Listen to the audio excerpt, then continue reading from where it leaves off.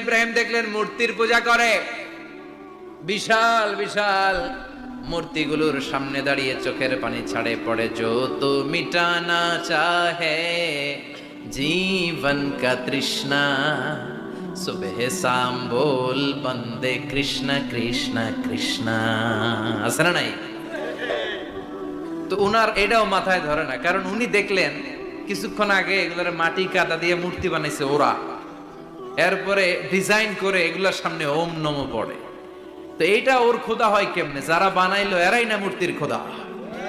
কথা বলেন, বুঝে শুনে উত্তর করেন। কাদার মাটি দিয়ে আমি মিজানুর রহমান আজহারি একটা মূর্তি বানালাম, মূর্তি বানিয়ে এটার আগুনে পুড়ে শক্ত বানালাম, এরপর আমি নিজ হাতে রং তুলি দিয়ে ডিজাইন করলাম, এরপরে এটার আমি বসালাম। বলেন তো আমি এটার স্রষ্টা না এটা আমার স্রষ্টা? এটার বানাইছে কে?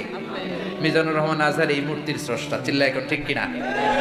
তো যেটারে আমি বানালাম এটার আবার ওম নমো ভগবতী হবে? মাথায় ধরে না, উনার মাথায় ধরে না। উনি চিন্তা গবেষণা অনুসন্ধানের মধ্য দিয়ে সত্যের সন্ধান পেয়েছেন। মহাসত্য এমনি পান নাই। উনি দেখতেন আশেপাশে চলে মাছের পূজা, আমরা আজান দেখি, মসজিদ দেখি, তাফসির মাহফিল দেখি, উনি দেখেছেন মাছের পূজা। উনি বাইরে দেখেছেন গাছের পূজা, উনি বাজারে দেখেছেন গরুর পূজা, উনি এলাকায় দেখেছেন মূর্তির পূজা। কিন্তু একটা তো ওনার মন বসে না। উনি দেখেন লোকজন আগুনের পূজা করে। কিসের পূজা করে? আবার পূজা শেষ আগুনের মধ্যে পানি ঢেলে দিলে আগুন নিভে যায়। মাথায় ধরে না, কি রে আমার খোদা কই গেল হঠাৎ করে? এতক্ষণ তো ছিল।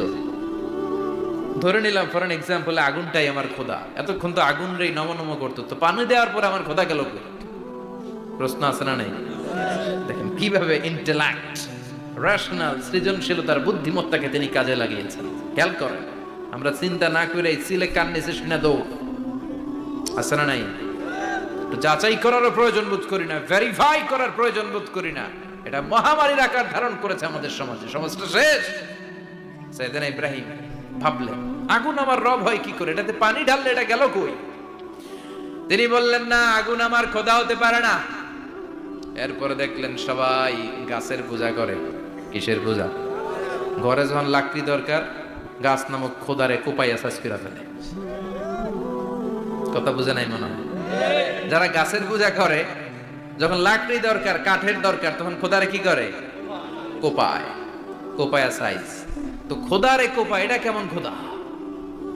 এরপর দেখলেন কিছু লোক গরুর পূজা করে। কিসের পূজা? এদেশেও আছে না নাই? তাদেরকে কটাক্ষ করছি না, সব ধর্মের প্রতি শ্রদ্ধা রেখেই বলছি। ভাবেন, রিথিঙ্ক করেন, পুনরায় ভাবেন। তো তিনি দেখতে পেলেন গরুর পূজা করে, আবার যখন জুতা বানানো দরকার, গরু জবাই করে গরুর চামড়া দিয়া জুতা বানায়া পড়ে। আছে না নাই? আমাদের হিন্দু ভাইরা তো চামড়ার জুতা, গরুর চামড়ার জুতা পরে না, না? হ্যাঁ, আছে না নাই?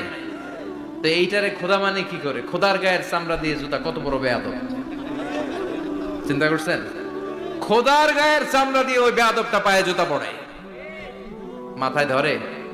একটাও সাইয়েদনা ইব্রাহিমের মাথায় ধরে না।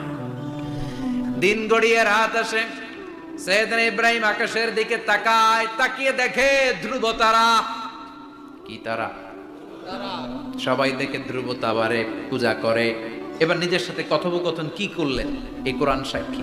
ফালাম্মা জান্না আলাইহিল লাইলু রাআ কাওকাবান ক্বালা হাযা রাব্বি ফালাম্মা আফালা ক্বালা ইন্নী লা উহিব্বুল আফিলিন। সুবহানাল্লাহ পড়েন। দেখেন নিজের সাথে নিজের বোঝাপড়া। রাত্রিবেলায় যখন ধ্রুব তারা দেখলেন সবাই পূজা করে, এবার মনে মনে কথা কয়। কেমনে কথা কয়? এই যে শুরু করছিলাম একটু আগে, বললাম না যে মনে মনে কথা আছে না নাই? মনে মনে কথা কয়, কিরে এটা তো সুন্দর, এটাই মনে আমার খোদা। কিছুক্ষণ পর যখন দেখে তারা নাই, কয় না এটা খোদা না, এটা হুদা। এটা কি? খোদাই কি আমার ছেড়ে চলে গেলে চলবে? আমি অসুস্থ হইলে আমার দেখবে কে? অসুস্থ হইলে আমার সুস্থ করবে কে? বিপদে পড়লে আমাকে উদ্ধার করতে হবে কে? তার মানে আমার খোদা আমার ছেলে চলে যায় না, এই তারা আমার খোদা হতে পারে? ফালাম্মা جن عليه الليل رأى كوكبا قال هذا ربي فلما أفل قال إني لا أحب الآفلين فلما رأى القمر بازغا قال هذا ربي فلما أفل قال لئن لم يهدني ربي لأكونن من القوم الضالين পড়েন আল্লাহু আকবার। এরপরের দিন যখন চাঁদ দেখলেন, পূর্ণিমার চাঁদ, দেখতে ওইটা তারার চেয়ে ছোট না বড়? কম সুন্দর না বেশি সুন্দর? পরের দিন চাঁদ দেখে তিনি দেখলেন সবাই চাঁদের পূজা করে। এবার আবার মনে মনে কথা, তাইলে ওইটা না এইটাই মনে হয় খোদা। আল্লাহর কসম, এগুলো কোরআনে আছে। কিভাবে উনি মহাসত্যের সন্ধান পেয়েছেন সব আল্লাহ কোরআনে তুলে ধরেছে। না না, ধ্রুব তারা আমার খোদা না, খোদা হইলে হবে এই চাঁদ। এইটা অনেক সুন্দর। আবার রাতের শেষে চাঁদও নাই, মনে মনে খাইছে খোদায় গেল কই। উনি খোদা খুঁজে পায় না, খোদা গেল কই। এবার উনি বললেন, হায় হায়, আমি তো বিপদে পড়ে গেছি, খোদা খুঁজে পাই না। আমার আসল খোদা যদি আমারে পরিচয় না দেখায়, আমি তো গোমরা হয়ে যাব। ফালাম্মা রাআশ শামসা বাযিগাতান ক্বালা হাযা রাব্বি হাযা আকবার ফালাম্মা আফালাত ক্বালা ইয়া কওমি ইন্নী বারীউম মিম্মা তুশরিকুন।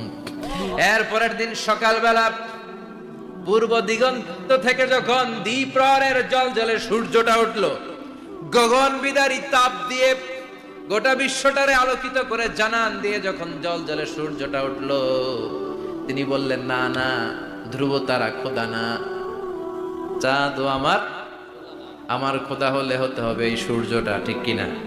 হাদা আকবার, এটা অনেক বড়, এটা সবচেয়ে বড়, খোদা হইলে এটারই হওয়া লাগবে।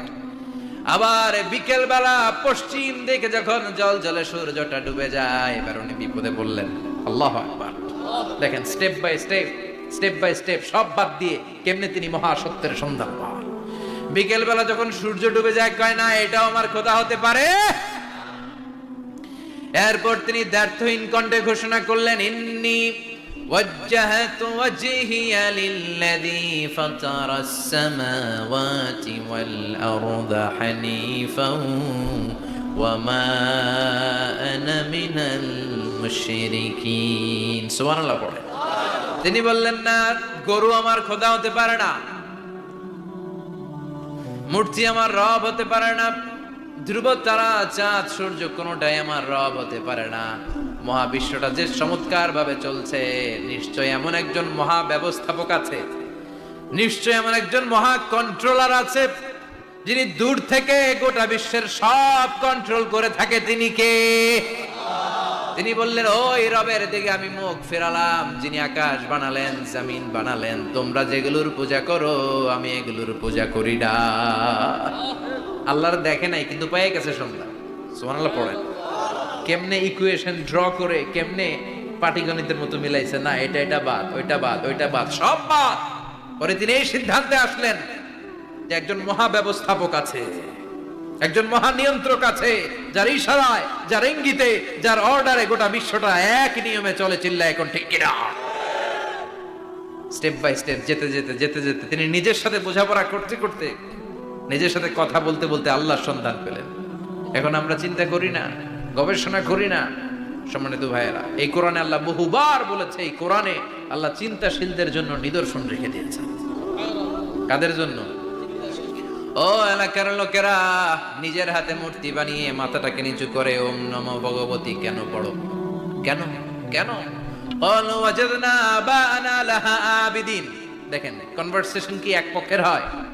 কথোপকথন করতে হলে কয় পক্ষ লাগে? উনি বললেন, এই মূর্তিগুলোর সামনে তোরা মাথা নত করে দাঁড়িয়ে থাকিস কেন? তারা বলল, ওয়াজাদনা আবানা লাহা আবিদিন, আমরা আমাদের বাপ দাদাদেরকে দেখছি এরকম করতে, এজন্য আমরাও করি। সাইয়েদনা ইব্রাহিম বললেন, লাকাদ কুনতুম আনতুম ওয়া আবাকুম ফি দালালিম মুবিন। তোরাও শেষ, তোকে বাপ দাদারাও শেষ, তোদের বাপ দাদারাও গোল্লায়, তোরাও গোল্লায়। চিল্লাই কোন ঠিক কিনা? কি কনভারসেশন। এরপরে বাৎসরিক পূজা অনুষ্ঠানের দিন আসলো। কিছুদিন আগে একটা হয়েছে না সরস্বতী, এটা বোধহয় হিন্দু ভাইদের বিদ্যার দেবী। এরা এক একজনের কাছে এক একটা জিনিস নিয়ে যাওয়া লাগে। আমরা সব জিনিস চাই একজনের কাছে, তিনি কে? এটা কঠিন না সহজ?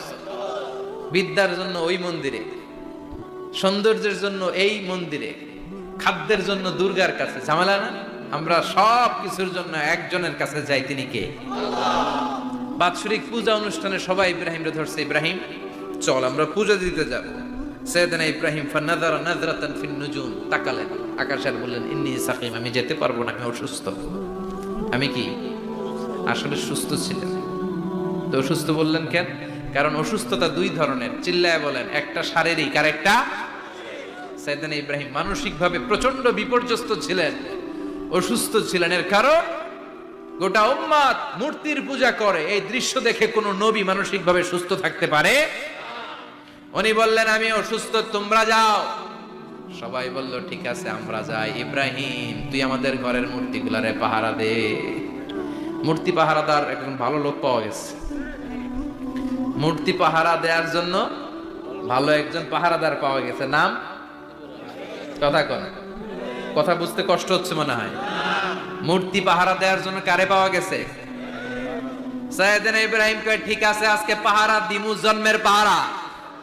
যা তোরা দিতাছি, পাহারা দিতেছি যা। এইবার সাইয়েদনা ইব্রাহিম মূর্তির ঘরে ঢুকলেন। দেখেন কি সুন্দর কথোপকথন আল্লাহ তুলে ধরলেন। আল্লাহু আকবার। মূর্তির ঘরে, দেবীর ঘরে ঢুকে উনি ঘুরে ঘুরে তাকায়, দেখে একটা এমনি হা করে, আরেকটা ব্যাগ করে, 14-15টা হাত নিয়ে তাকায় আছে। উনি সবগুলোর সামনে এভাবে তাকায় আছে, দেখে এক একটা চেহারা। একটা হাতির গণেশ স্টাইলের, আরেকটা এরকম, আরেকটা নারীর, আরেকটা বাঘের, আরেকটা তলোয়ার নিয়ে আইতাছি কোপায় ফেলাবো। আছে না নাই? সবগুলোর সামনে যায়, যে যে দেখে আর অবাক হয় কত ধরনের খোদার কাছে এরা কত কিছু চায়। আর যে দেখে প্রত্যেকটার সামনে ডেজার্টস আইটেম, মিষ্টান্ন, এক একটার সামনে রসমালাই, এক একটার সামনে কালো জাম, লাল জাম, রসগোল্লা, চামচাম, দুধ মালাই, মালাই চপ। আছে না নাই? জিব্বায় পানি চলে আসছে নাকি? তো সাইয়েদনা ইব্রাহিম অবাক।